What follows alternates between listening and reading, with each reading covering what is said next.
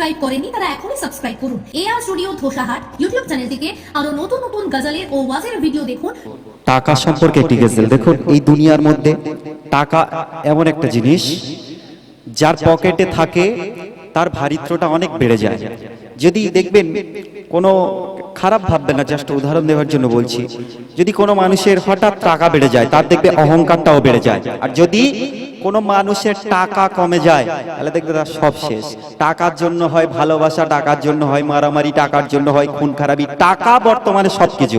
এই যে আজকের অনুষ্ঠান চলছে শুধুমাত্র টাকার জন্যই চলছে। কেন?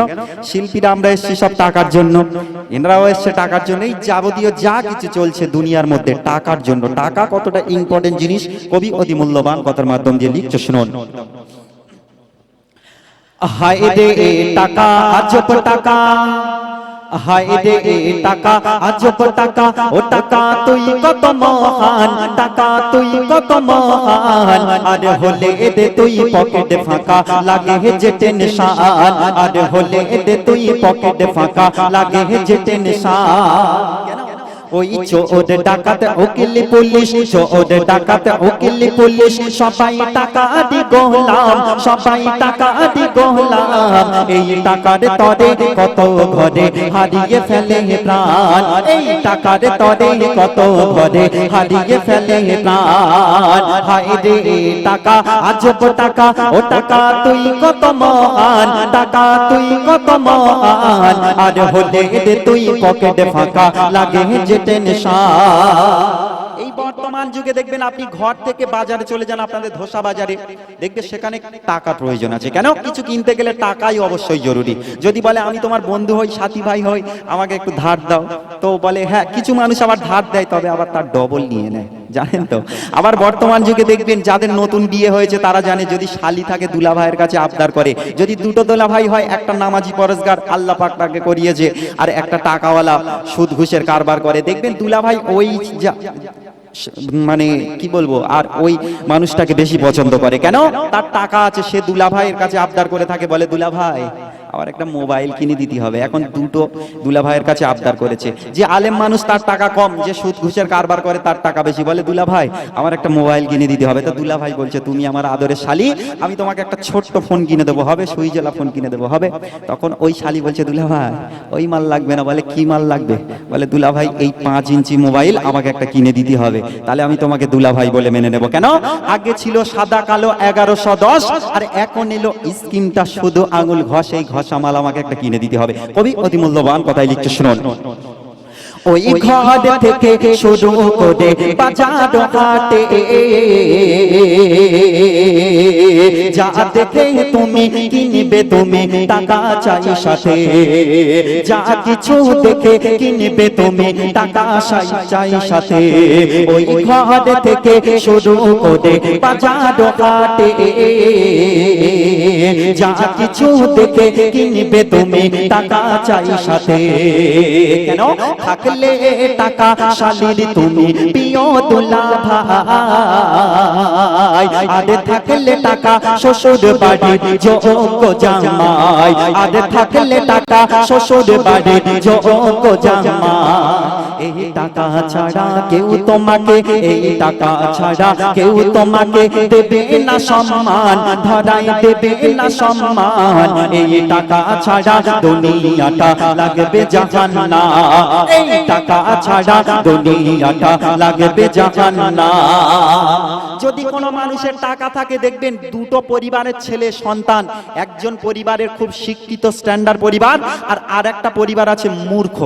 তার মূর্খ পরিবারের যদি টাকা বেশি থাকে তার সন্তানকে দেখবেন বড় বড় স্কুল কলেজে ভর্তি করানো হয়। কেন? তার টাকা রয়েছে, তাহলে ওর কথায় গ্রামের মানুষ উঠবে বসবে। আর যদি কোনো ব্যক্তির টাকা না থাকে দুনিয়ার মধ্যে, ওকে কেউ পরোয়া করবে না। সে সাচ্চা পাকা ইমানওয়ালা মানুষ হলেও তাকে পরিবর্তন করে না। ওই টাকা তাকে আজকের মানুষের সাধারণ মানুষ থেকে প্রধানমন্ত্রী বানিয়ে পর্যন্ত দিতে পারে, তাকে দ্বিধাবোধ করে না মানুষ। কবি অতি মূল্যবান কথার মাধ্যম দিয়ে লিখছে, শুনুন।